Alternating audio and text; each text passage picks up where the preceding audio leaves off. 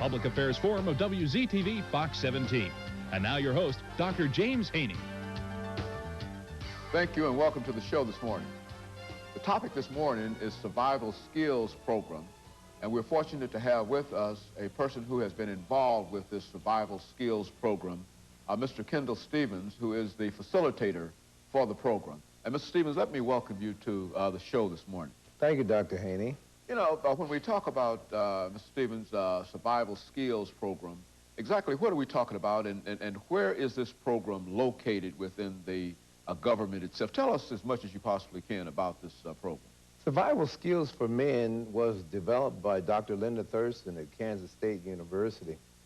It was developed because there was a Survival Skills for Women program that was established some 6 or 7 years ago that has been and is changing the lives of women today. It is and was so successful that there had to be a parallel. Here comes the program for men. She developed this program at Kansas State University, and in doing so, Tennessee became one of the pilot sites. And our government and our administrators, our commissioner, Dr. James Davenport, and the Human Services got together and accepted this challenge. I applaud them for accepting that challenge because it helps to address current issues today. And Nashville was one of the sites selected, as was Memphis, as a pilot study. And praise the Lord, I have been selected to be the first facilitator out of Nashville. We went to a very intensive study course that lasted 3 or 4 days in Memphis. And the program began in Nashville. Our recipients came from the Department of Human Services. The program is a 10-session workshop that covers money management, that covers coping with crisis, that covers health problems, that covers different things dealing with the family, dealing with legal rights, legal responsibilities, and etc. And so this is a program that attempts to reach a certain group of males rather than any other group. And we're blessed because it addressed a issue, a problem that prevails in our society today as an unforgotten entity, the male. And the situation has come back and they addressed this problem, and it is successful.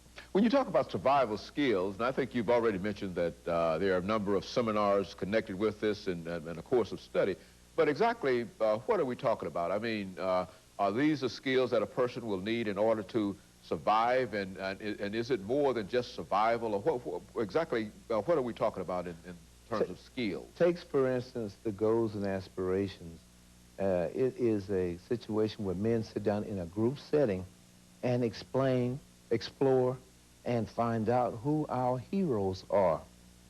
I use myself as an icebreaker. My parents were my heroes. My father and my mother, they're both still living.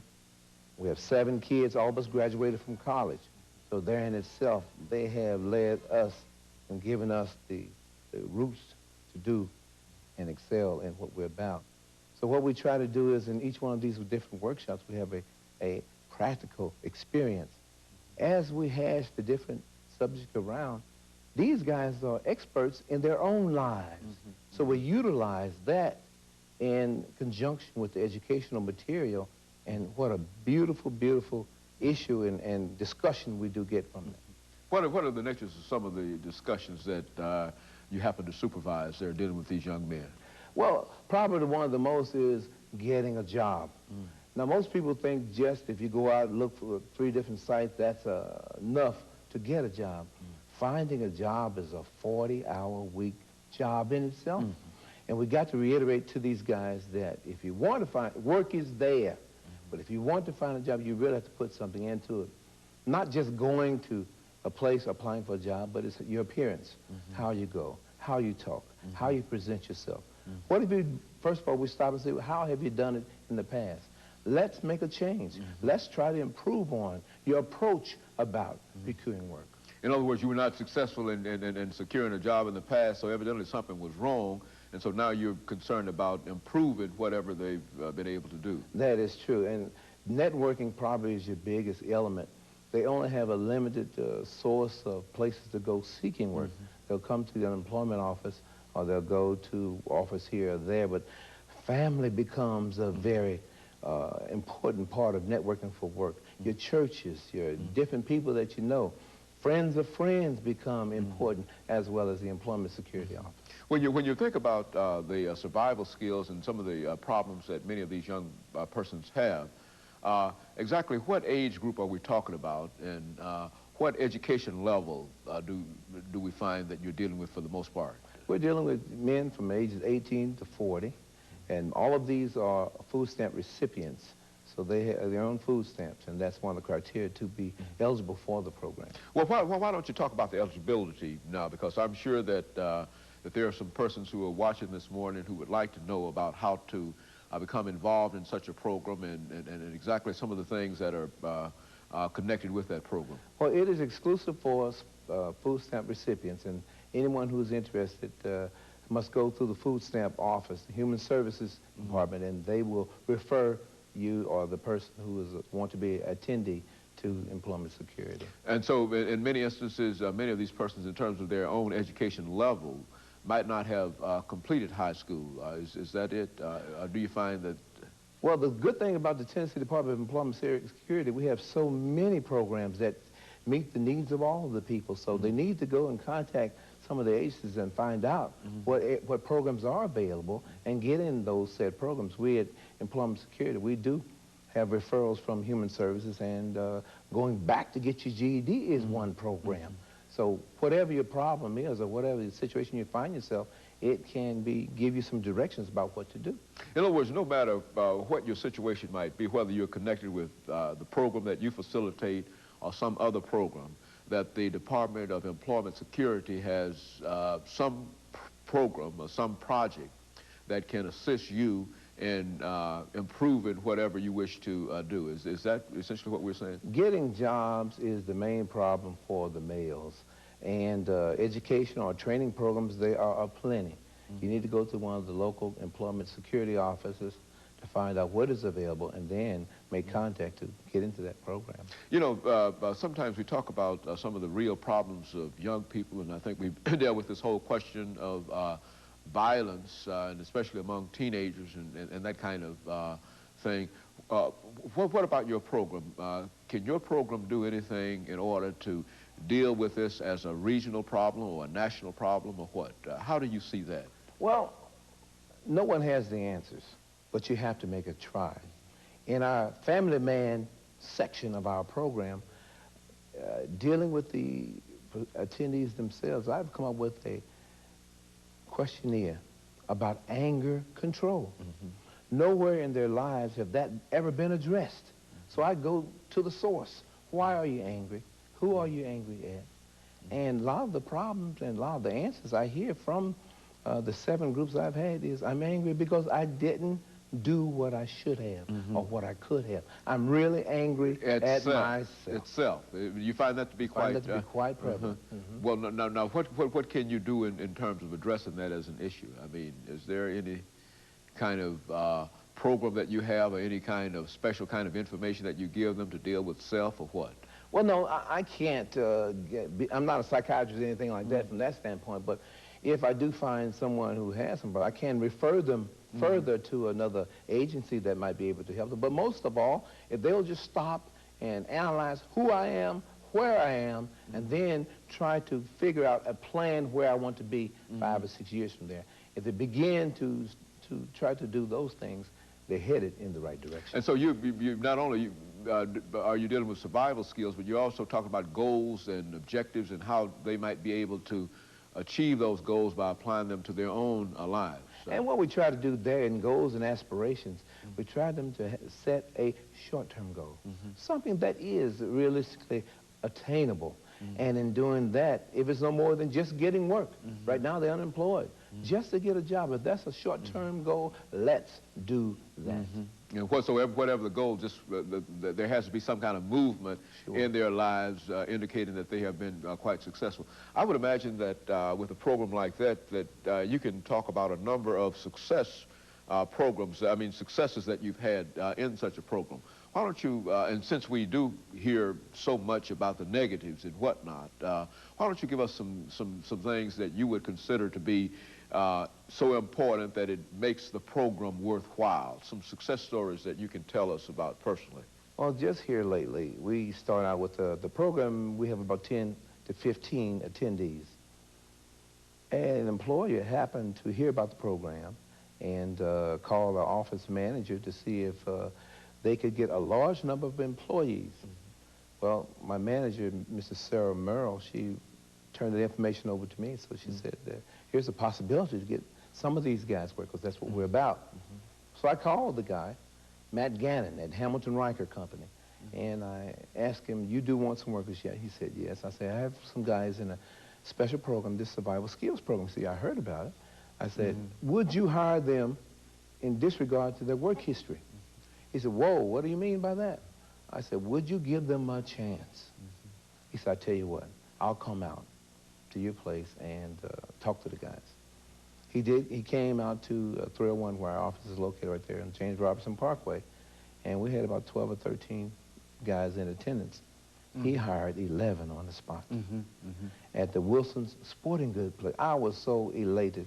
I was just thrilled to death that an employer would break down his old ties, old ego, and say, hey, I will hire them if they have took the initiative to go through some type of program to help themselves. And I was just pleased. When you look at the program, and I think you said earlier that the only drawback you find on such a program is that there are not enough slots in such programs.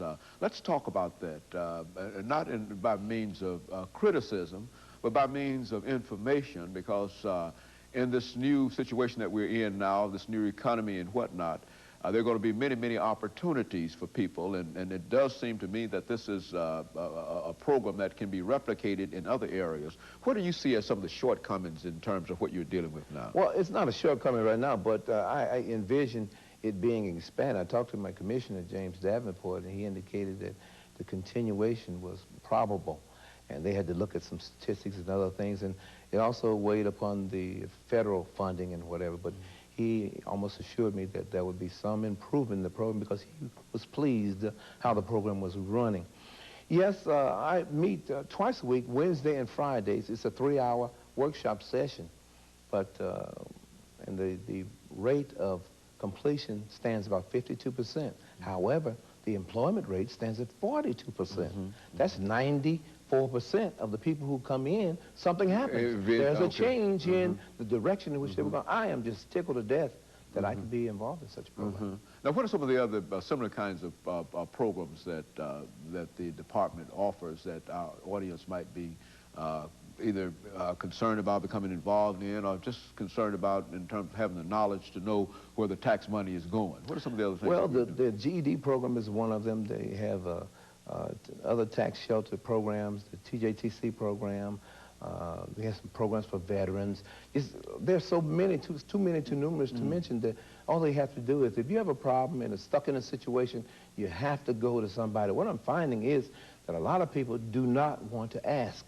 Asking someone gives public indication that it's a downer. And they have to change from that situation and begin to ask for help. It's not forever. And us having problems is only a comma in the sentence of one's life. Good. And so the department has a whole array of various programs that people who find themselves with their backs up against the wall for whatever, but they have to take the initiative to do it. That's right. That's correct. And of course, your program, Survival Skills, will deal with that, with them taking that kind of initiative. Sure. The educational part of our program include those workshop topics, but additionally what I've done is I've ensured and insisted that the guys make sure they have a Social Security card, make sure they have a library card. They said, why would I need a library card? Well, some of the guys are homeless. So if not no more than on a cold day, you have somewhere to go where it's warm. And maybe while you're in there, you might read a book, Okay. You know, or in the summertime, the same scenario. If it's hot outside and you go into an air-conditioned building, and that's a possibility. Also, I have them register to vote. You are one of the citizens of Nashville. This is one of your responsibilities. You mean I'm that important? Yes, you are. So we insist that they register to vote. And there are some who come in who may have some problems where they're not eligible, but we are going to let the agency let us know that they are not eligible. If a man is sick, he becomes the ward of his family or becomes the ward of the city. So we try to insist and influence them to take care of yourself. If I have a toothache, I don't have the money to go get a tooth pull. So in the program, we have a network with Matthew Walker. Matthew Walker will give them a free health situation. And so, in a real sense, you're able to, from your base in the Employment Security Department, you're able to reach out into other areas and find other services that these persons might be able to become involved in. I understand you talked about the homeless population. Do you find a large number of people that come to you are actually homeless persons? And what are some of their situations when you find that? When a homeless person comes into our program, they will have been referred by the Human Services. They have gone there to get food stamps. In getting food stamps, one of the criteria are that you must be involved in one of the programs that are prevalent. So survival skills, they are mandatorily assigned to survival skills. So when they come in, a lot of them do not have permanent housing or whatever. A lot of them do not have, or from out of town, and don't have ID. That is the biggest fallacy I find in men walking around the streets without positive identification. Of the Tennessee people, I ensure that they get a birth certificate. Why? Because a lot of us as men, our parents, have our birth certificates. So what do you have to prove who you are? You don't. So I get that as a positive proof of who you are. So you're finding that that's a real problem in terms of a large number of persons not having any, not much less driver's license, anything less, but no real identification as to how to identify themselves. And, you know, like you say, there are a lot of guys who may have problems with driving and they don't have driver's license, but there is a driver's Tennessee ID that they're supposed to have. Well, we insist that they also get that. And once they procure these employment tools, I call them, once they procure those, you can sense that they have a better feeling about themselves. Their low self-esteem has been improved. What? Because they have proof. And so it's a whole conscious raising, self-esteem kind of thing that you're trying to instill in many of these persons who are dealing with survival skills. Yes, the educational material that is in the program is like following a script. That's fine. We do that to the word. But however, additionally, those are the things that they find that here's a person who cares. I mean, not that everybody else haven't been, but men have fears of failing as a man, as a father, as a brother, as a person who didn't get enough skills or education. They have fears of this being found out. Well, don't worry about it being found out. You've got to do something about it and go from here. We've got training programs that you've got to get involved. We're going to let you know where they are. Now, what about literacy? And this, I think, is a very, very important element dealing with employment security. What about some of your literacy programs, and what do you find in your department in terms of the opportunity that people have to become literate? A large number of our people, for example, drop out of high school, and et cetera, and et cetera. But what are we doing in terms of trying to deal with that? Well, one thing, I'm blessed. I'm in special projects, which handles the food stamp carryover from the Department of Human Services. And our representatives down there, Flo Parsley, Deborah Owens, all the other people that work there, they have the option. If they find a literate person, they have, and they do send them on to literate education or whatever. So that's a good option for them. And so you think that with this program, what about this program? And you indicated that the survival skills program started in Kansas, and that this is one of the several pilot projects. What about taking such a program, and especially since you indicated that you're dealing with the homeless population, with people who have dropped out of high school and et cetera. What about the cost effectiveness of such a program to apply it on a much larger scale? For example, certainly you might be able to apply it in Nashville, but what about throughout the nation? Is this one of the many possibilities that we can think about when we have to deal with the 40 and the 50% of unemployment that we find in many of our communities? Why don't you, that's what I want you to speak to, speak those kinds of issues. What we found is Dr. Linda Thurston indicated at our last conference that there are now 4 states that have got survival skills undergo.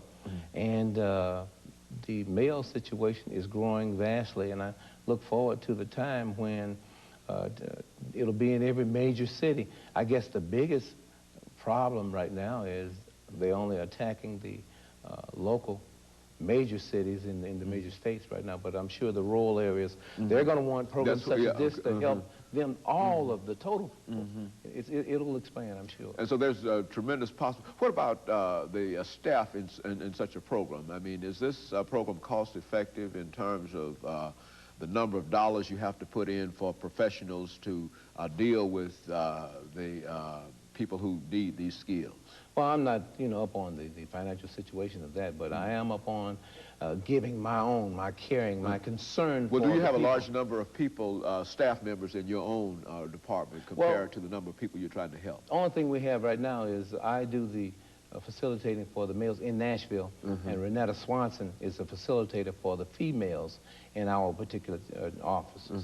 And so in reality, you really have just 2 persons who are deeply involved in that program, yet you're dealing with a large... employment security. Employment security, yet you're dealing with a large number of other folks, and you have access to some of these other offices that you can make referrals to in dealing with these persons. Well, I'm pretty sure it's depending on how the contract is written as who the clients are. Human Services is the parent operator of that situation, but I'm sure that it can expand. I do envision survival skills from the way it is now, high schools. With the youngsters coming out of high school, they're not prepared. And I also see a possible directional move going toward the prisons, going to help some of the people coming out of the drug programs.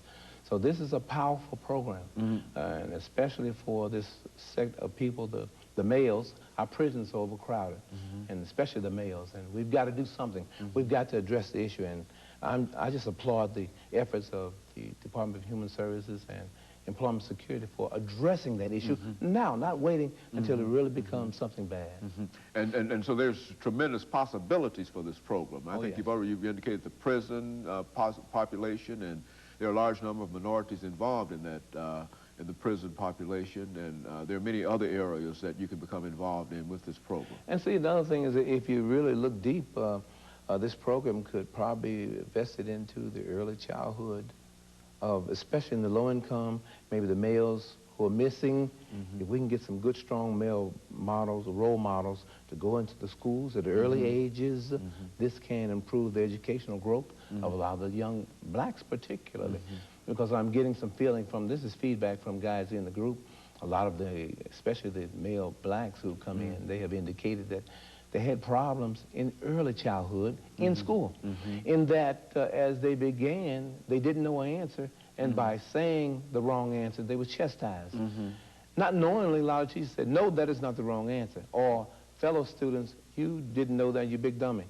So what happens, and these guys are telling me now, they're holding this all these years, that there was that instance of rejection. Yes, that rejection I don't want to get again. So what I'll do, I'll be quiet so that I don't get that again. I'll be quiet so I don't have to remove the doubt that people think I don't know. So we need to address the issue of the males in our society and try to help them, get them back initiated in the family life. That's where our worth is going to be. The young children who are coming up today, they need to see some male images. You know, over these last 5 minutes that we have here, Stephens, let's look at some of the things that are happening in the state dealing with employment, because I think that in Nashville here over the last several months, we've had indication that there's going to be a bicentennial mall, that there's going to be an arena, that there's going to be improvements at Meharry because of the merging, et cetera. And we're talking about hundreds of millions of dollars that will be there.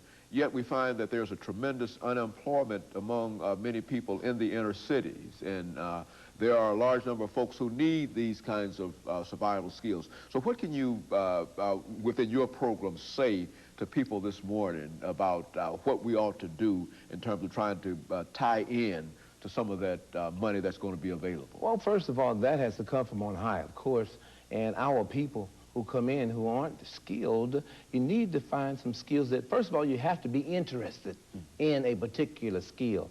And there are some genuine good apprenticeship programs that are available. Down at 909 on 8th Avenue, they've got the apprenticeship, a log of apprenticeship programs, and very few people are inquiring about them. Well, maybe they don't know. But if that's the case, they need to go and find out.